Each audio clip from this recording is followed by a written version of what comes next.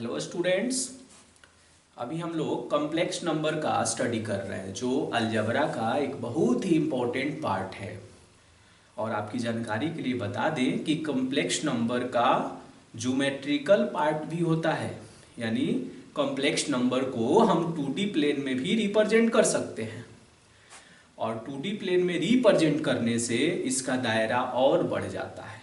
Okay, तो हम लोग और नेक्स्ट सेशन में इसकी और भी बहुत सारी बारीकियों को देखेंगे कि इसे कॉम्प्लेक्स प्लेन में कैसे रिप्रेजेंट करते हैं, कॉम्प्लेक्स प्लेन में स्ट्रेट लाइन का इक्वेशन कैसे फाइंड करते हैं, ट्रायंगल कैसे बनाते हैं, इन सारी चीज़ों को समझेंगे हम लोग। इस सेशन में हम लोग कॉम्प्लेक्स नंबर का एक बहुत ही इंपॉर्टेंट पार्ट को डिस्कस करेंगे जिसका नाम है modulus of a complex number, या दूसरे लैंग्वेज में हम ये कहें कि absolute value of a complex number. Modulus से जनरली हम सभी परिचित हैं। आप अपने प्राइमरी सेक्शन में भी हम लोग एब्सोल्यूट वैल्यू से फैमिलियर थे। कहेंगे कैसे? तो प्राइमरी सेक्शन में आप देखते थे कि एक के मैथमेटिक्स में क्वेश्चन आते थे। उस क्वेश्चन में क्या कहता था कि निम्नांकित का निरपेक्ष मान निकालिए। इंग्लिश में बोलता था कि फाइंड द एब्सोल्यूट वैल्यू। आपके सर सिखाते थे उस टाइम कि आप क्या करेंगे कि अगर पॉजिटिव नंबर है तो उसका निरपेक्ष मान पॉजिटिव ही होगा, और अगर नेगेटिव है तो उसका निरपेक्ष मान पॉजिटिव होगा। बस इतनी बातें कहकर हम लोग समाप्त कर देते थे स्टोरी। वहाँ पर चीज़ें धीरे धीरे बदलते गई। जब हम लोग 10th स्टैंडर्ड में आए तो वहाँ पर भी जब हम ट्रायंगल का एरिया निकालते थे कोऑर्डिनेट ज्योमेट्री में, तो कभी कभी ऐसा होता था कि वो नेगेटिव आ जाता था। फिर हम क्या करते थे, वहाँ मॉडुलस लगाते थे और इस बात को इंश्योर करते थे कि एरिया कैन नेवर नेगेटिव, और उसे पॉजिटिव बना देते थे। धीरे धीरे चीज़ें इतनी व्यापक होती चली गई कि मॉडुलस जो है एक बहुत ही इंपॉर्टेंट पार्ट बन गया। इसका ग्राफ प्लॉट होने लगा, इससे रिलेटेड इनइक्वालिटी को सॉल्व करने लगे हम लोग। डोमेन और रेंज में हम लोगों ने इसे लार्ज लेवल पर यूज किया। ओके, तो वो सारी चीजें थी absolute value of a real number. और अभी जो हम लोग पढ़ने जा रहे हैं ना, ये है absolute value of a complex number. दोनों में ये मेजर डिफरेंस है। ओके, इसलिए हमने उसकी कुछ प्री डिस्कशन किया। यानी अभी हम लोग कॉम्प्लेक्स नंबर का मॉडुलस वैल्यू फाइंड करेंगे और क्या अर्थ होता है मॉडुलस वैल्यू का, उसको भी हम लोग समझेंगे। ओके, तो अभी हेडिंग होगा मेरा modulus of a complex number.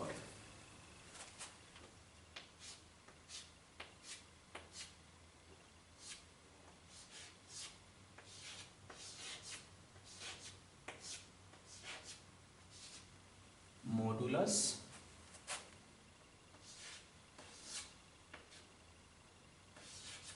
Of a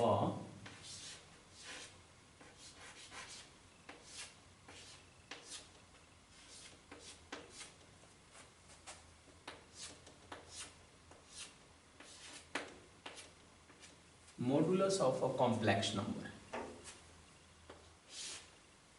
यानी कॉम्प्लेक्स नंबर का मॉडुलस वैल्यू हम कैसे फाइंड करेंगे, इसकी इन सारी चीजों को हम लोगों को समझना है। तो जब भी हम किसी कॉम्प्लेक्स नंबर के मॉडुलस वैल्यू को फाइंड करते हैं, इसका मतलब ये होता है कि पहले एक कॉम्प्लेक्स नंबर आता है। ओके, तो अगर ऐसा हो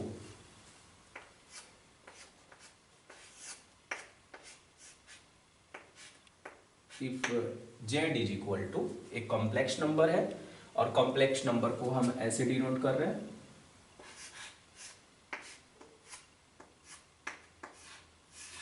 x प्लस आयोटा y। यानी कोई कॉम्प्लेक्स नंबर है जो ऐसे लिखा हुआ है, हम लोग इससे परिचित हैं, जहां पर ये ऑलरेडी प्री डिफाइन होता है कि x कॉमा y जो है ये किससे बिलोंग करता है, R से बिलोंग करता है, मतलब रियल नंबर की फैमिली का मेंबर है। दूसरी बातें क्या होती है, अंडरस्टूड एंड आयोटा की जो अंडर रूट जो -1 होगा, इसकी वैल्यू होगी आयोटा। ओके, अंडर रूट -1 की वैल्यू कितनी आएगी, आयोटा। ये चीजें ऑलरेडी प्री डिफाइन है कि कॉम्प्लेक्स नंबर में ऐसे होते हैं। जब हम पूछते हैं कि what is the meaning of x, तब आप ये बोलते हैं कि एक्स जो है उस कॉम्प्लेक्स नंबर का रियल पार्ट है और वाई क्या है, उस कॉम्प्लेक्स नंबर का इमेजिनरी पार्ट है। तब कहता है कि अगर ऐसी सिचुएशन है then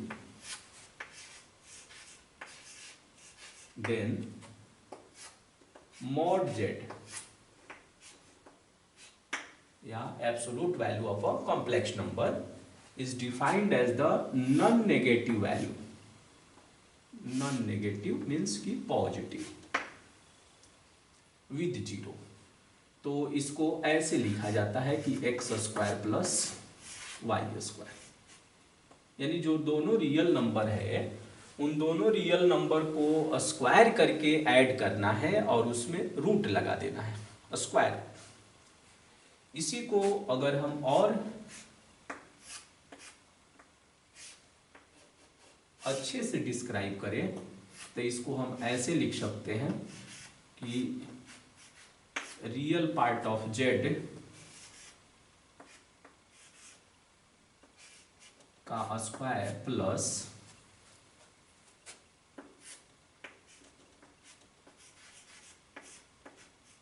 imaginary part of z का स्क्वायर, इस तरह से भी हम दिखा सकते हैं। और किसी कॉम्प्लेक्स नंबर का जब हम मॉडुलस फाइंड करते हैं ना, तो वो एक रियल नंबर आता है, positive real number. Okay, zero भी आ सकता है क्योंकि जीरो एक कॉम्प्लेक्स नंबर है और उसका जब एब्सोल्यूट वैल्यू फाइंड करेंगे तो जीरो आएगा, इसीलिए इसको कहता है कि हमेशा नॉन नेगेटिव होता है। और फॉर्मूला है इसका निकालने का कि under root real part of z का square plus imaginary part of z का स्क्वायर। अब ये देखने से लगता बहुत आसान है कि तब तो बहुत आसान है, हम रियल पार्ट पहले आइडेंटिफाई कर लेंगे, इमेजिनरी पार्ट आइडेंटिफाई कर देंगे, दोनों को वर्ग करके जोड़ देंगे और उसका स्क्वायर रूट फाइंड कर लेंगे तो मॉडुलस हो जाएगा। लेकिन कहानी इतना ही से नहीं समाप्त होती है, इसमें बहुत सारी बारीकियां हैं।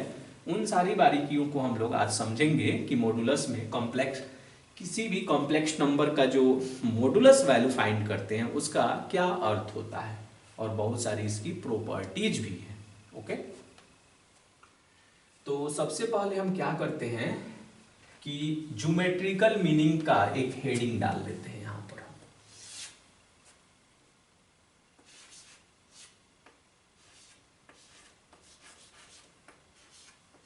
Geometrical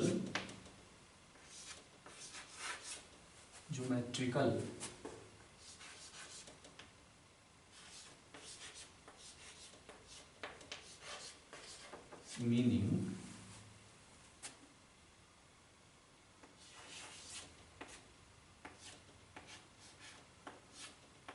geometrical meaning of mod z। Okay, इसका जो है ज्योमेट्रिकल मीनिंग है।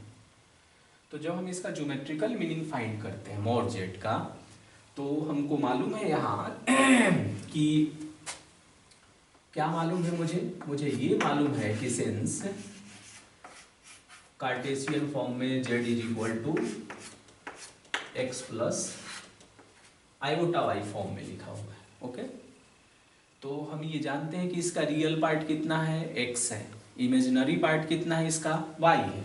ओके, तो अगर इससे हम कॉम्प्लेक्स प्लेन में एक पॉइंट बनावे, तो पॉइंट जब हम बनाते थे तो पॉइंट कैसे बनेगा, पॉइंट होगा P, इसका कोऑर्डिनेट कैसे डिसाइड होता है, तो उस कॉम्प्लेक्स नंबर का जो रियल पार्ट होता है वो x कोऑर्डिनेट बताता है, यानी ये हो जाएगा x, y। यानी ये जो कॉम्प्लेक्स नंबर हम z is equal to x plus iota y देखते हैं ना, ये कॉम्प्लेक्स प्लेन में, या यूं कहें कि 2D प्लेन में, कॉम्प्लेक्स 2D प्लेन में, या आर्गैंड 2D प्लेन भी उसे कहा जाता है, उसमें एक पॉइंट को रिप्रेजेंट करता है जिसका कोऑर्डिनेट होता है x, y। अब इसमें नया है, ये जो x आप देख रहे हैं ना, ये कोई ऑर्डिनरी x नहीं है, ये कॉम्प्लेक्स नंबर का रियल पार्ट है, और y जो देख रहे हैं वो भी कोई ऑर्डिनरी y नहीं है, वो उस कॉम्प्लेक्स नंबर का इमेजिनरी पार्ट है। ओके, अब अगर हम उसे रिप्रेजेंट करें प्लेन में, तो हम बनाएंगे जैसे आप बनाते थे x एक्सिस और y एक्सिस, तो इसमें उसको कहा जाता है कि real axis and imaginary axis. तो हम क्या करेंगे कि एज ए यूजुअल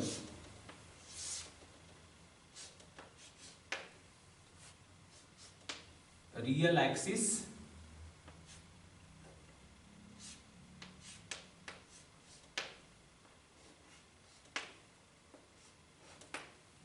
हम क्या करेंगे, रियल एक्सिस बना लेंगे और इमेजिनरी एक्सिस बना लेंगे। और यहां पर हमने क्या किया, यहां पर कि हमने एक पॉइंट ले लिया P और उसका कोऑर्डिनेट हमने लिया x, y। हो गया, ये पॉइंट रिप्रेजेंट हो गया। ये ऑलरेडी सबको मालूम है कि ओरिजिन है। और ये जो x एक्सिस है ना, वही x एक्सिस यहाँ जो है रियल एक्सिस के नाम से जानी जाती है। यानी ये वाला जो एक्सिस आप देख रहे हैं, ये वाले का ओरिजिनल नाम जो है यहाँ पर है रियल एक्सिस। और इसको जो आप देख रहे हैं, इसको जो है ओरिजिनल नाम है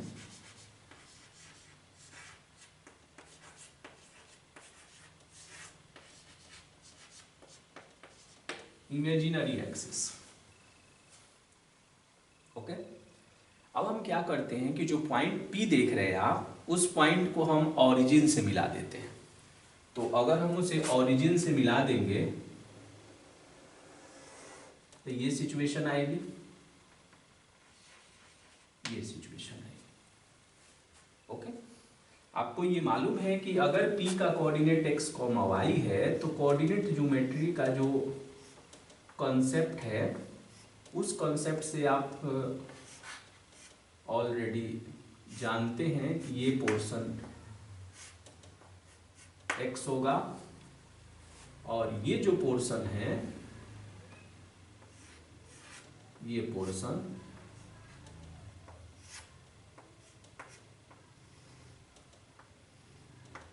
पोर्शन y है। और ये हो गया ओरिजिन, ये हो गया आपका कैपिटल A और यहाँ पर P है। ऐसा देखने से फील हो रहा है कि ये एक राइट एंगल ट्रायंगल है। ओके, तो अगर कहा जाए कि इस ट्रायंगल में in triangle OAP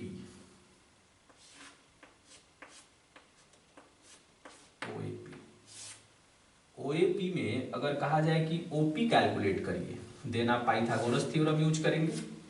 OP square is equal to OA का स्क्वायर आप प्लस में PA का स्क्वायर। ओके, ये कहां से आ रहा है कॉन्सेप्ट, तो ये आ रहा है यूजिंग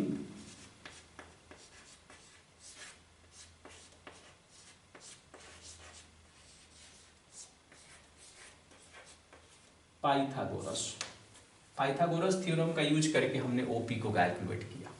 आप सोच रहे नहीं तो इतना आसान है, इसे क्यों बता रहे हैं आप, तो ये देखने से बस लग रहा है कि आसान है, लेकिन है बहुत ही कॉन्सेप्चुअल। इसमें बहुत सारी बारीकियां छुपी हुई है जो आपको कॉम्पिटिटिव एग्जाम में भी हेल्प करेंगी उसे ब्रेक करने में। तो अगर हम यहाँ से ओपी कैलकुलेट करें तो ओपी तो लेंथ है, तो लेंथ कभी नेगेटिव होगा नहीं, then it will be square root OA। तो OA की वैल्यू है x स्क्वायर और PA की वैल्यू y। यानी हम इसी लैंग्वेज को ऐसे भी लिख सकते हैं कि रियल पार्ट ऑफ z का square plus imaginary part of z का स्क्वायर।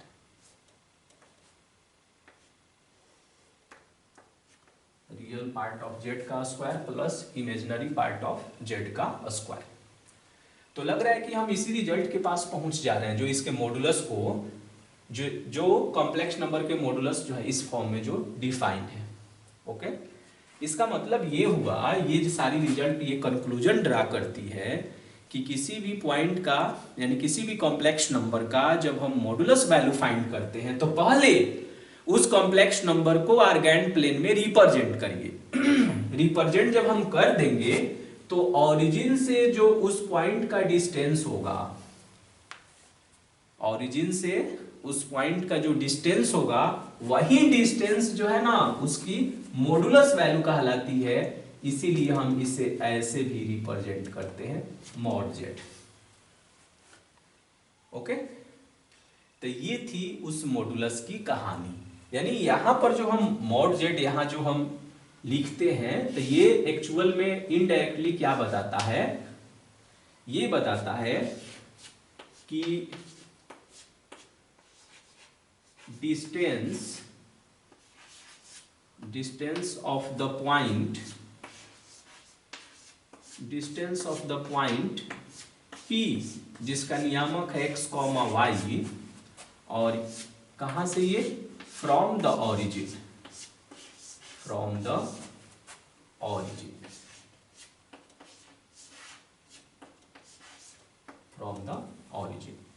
यानी जो मॉडुलस होता है वो एक तरह का डिस्टेंस होता है, और आपको मालूम है कि डिस्टेंस कभी भी नेगेटिव नहीं हो सकता है।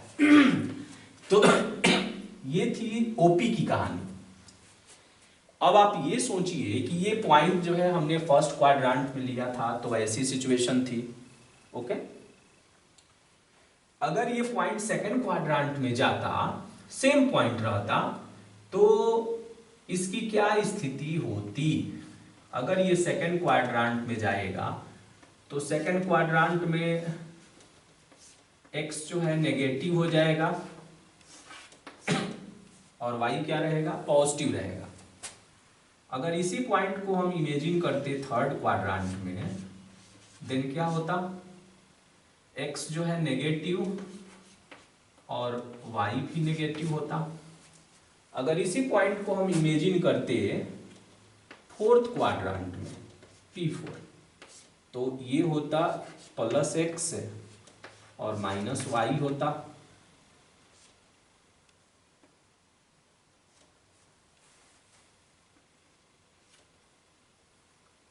हो गया ऐसे, और वो जो फर्स्ट में है उसको हमने P ले लिया है, या P1 भी उसे हम कह सकते हैं।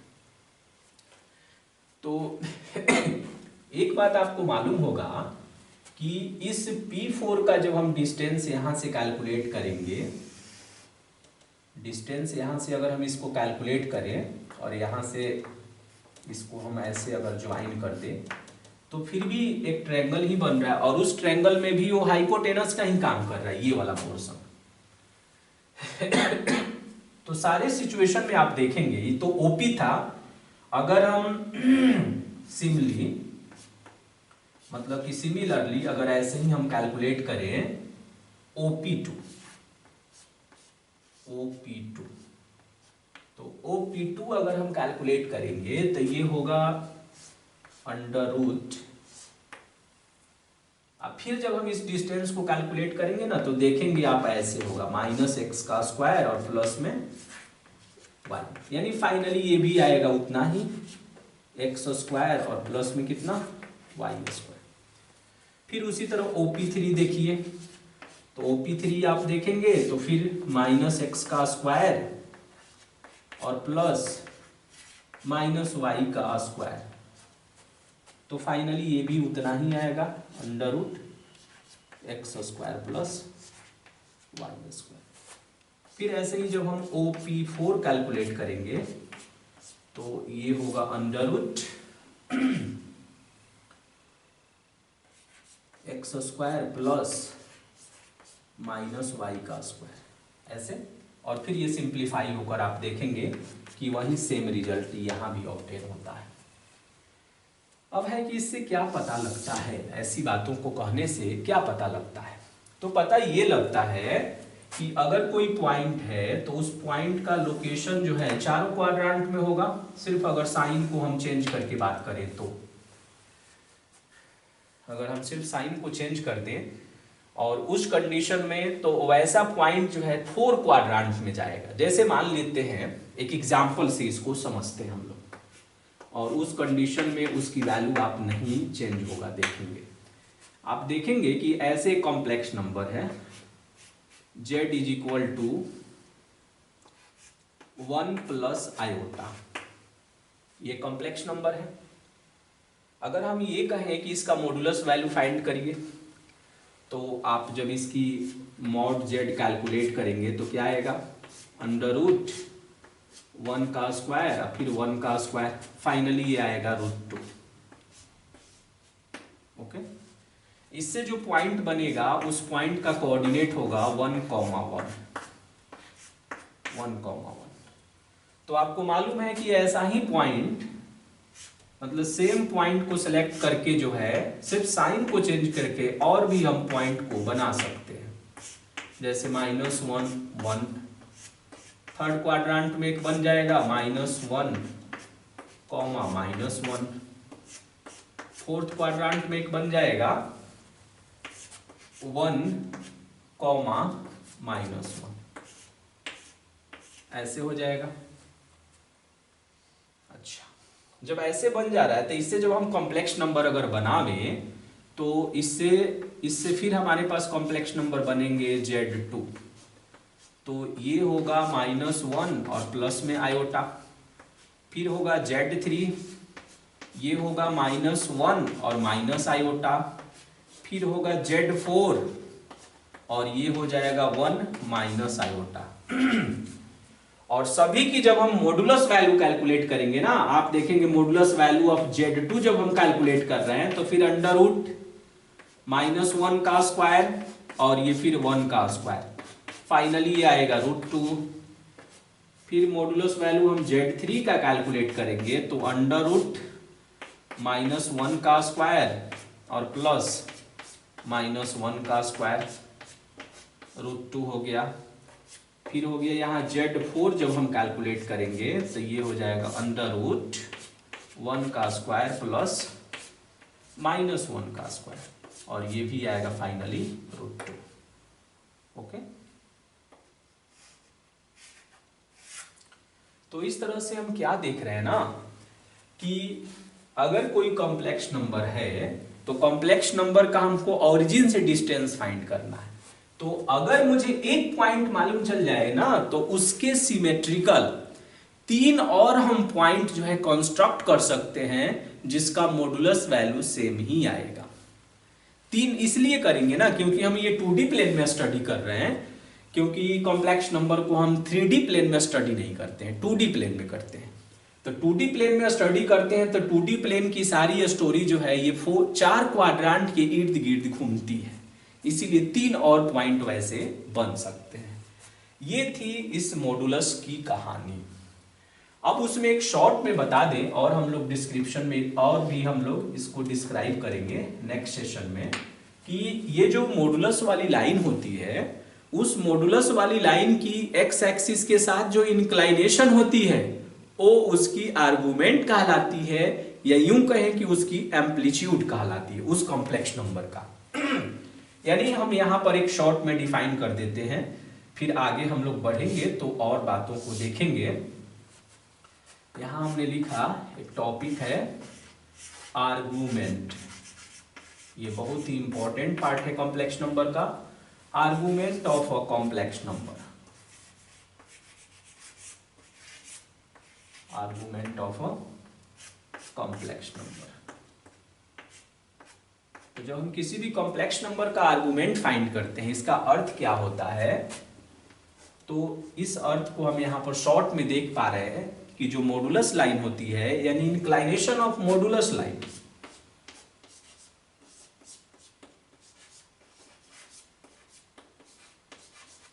Inclination of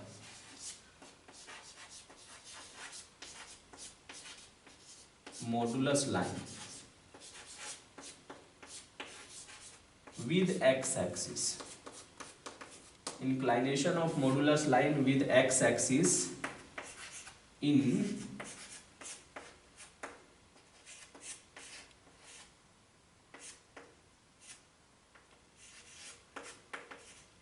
anti-clockwise direction,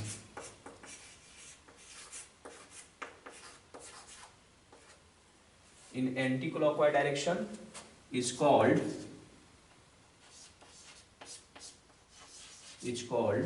argument of Z, ऐसे इसे हम शॉर्ट में लिखते हैं ARG और जेड। अब इस आर्गुमेंट ऑफ कॉम्प्लेक्स नंबर की और भी बहुत सारी कहानी है, इस मॉडुलस की भी बहुत सारी कहानी है, अभी हम इसकी बारीकियों को समझ रहे थे कि किसी भी कॉम्प्लेक्स नंबर के मॉडुलस का क्या अर्थ होता है। और कभी भी हम मॉडुलस फाइंड करते हैं तो इनडायरेक्टली हम क्या करते हैं, मूल बिंदु से उस बिंदु की दूरी ज्ञात करते हैं।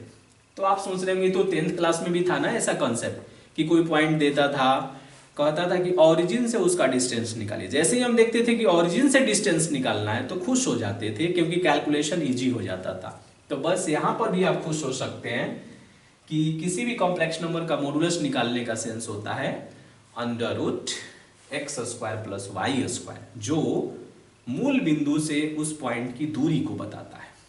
यानी जब भी कॉम्प्लेक्स नंबर का मॉडुलस फाइंड करना रहेगा तो मुझे ये जरूर मालूम होना चाहिए इस पॉइंट का x कोऑर्डिनेट और इसी पॉइंट का y कोऑर्डिनेट। x कोऑर्डिनेट का मतलब क्या है, उस कॉम्प्लेक्स नंबर का रियल पार्ट, और y का मतलब क्या है, उस कॉम्प्लेक्स नंबर का इमेजिनरी पार्ट। तो ये मुझे फाइंड होना चाहिए। जब तक ये फाइंड नहीं रहेगा तब तक हम उसे कैलकुलेट नहीं कर सकते। ओके, तो इस सेशन में हमने क्या देखा कि किसी भी कॉम्प्लेक्स नंबर के मॉडुलस का क्या अर्थ होता है। फिर हमने लास्ट में एक छोटा सा डिस्क्रिप्शन और भी देखा कि आर्गुमेंट क्या होता है कॉम्प्लेक्स नंबर का।